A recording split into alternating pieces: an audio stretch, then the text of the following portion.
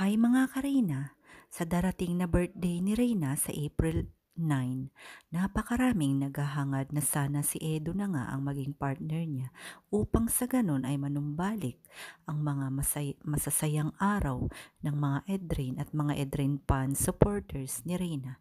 Kaya naman ano ang masasabi niyo sa usaping ito? Napakaraming napasaya sa mga magandang balita sa ngayon na hinahatid na nga ni Edo si Reyna at hatid sundo pa siguro sa school niya. Kaya naman mga Karina, ang dami pong nagsasaya sa ngayon, mga iba't ibang grupo, mga individuals, mga iba't ibang senior citizens at mga OFWs, Luzon, Visayas, Mindanao, talaga namang napakaraming napasaya ng usaping ito.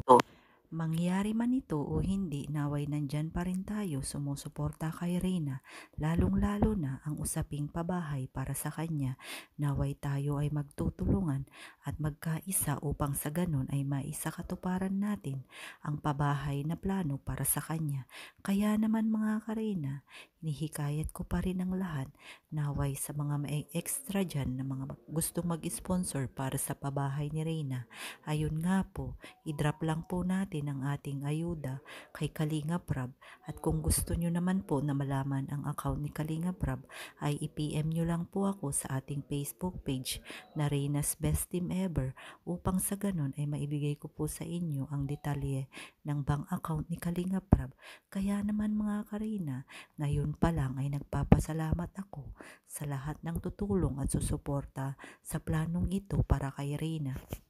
At sa mga nagbigay na ng mga sponsor nating bigatin patungkol sa lupa, walang sawang pasasalamat sa iyo madam, at kay Ma'am Lolita na kung saan ay nagbigay na rin po siya ng $200 na dagdag sa pabahay ni Reyna.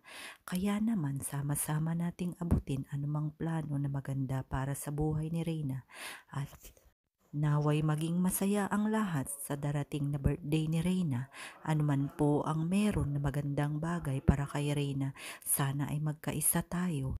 Naway mai-reveal na nga ni Kalinga Prab sa lalong madaling panahon ang planong pabahay para kay Reyna upang tayo ay sama-sama at magkaisa na makapagbigay ng konting tulong para sa dalaga, para sa babahay.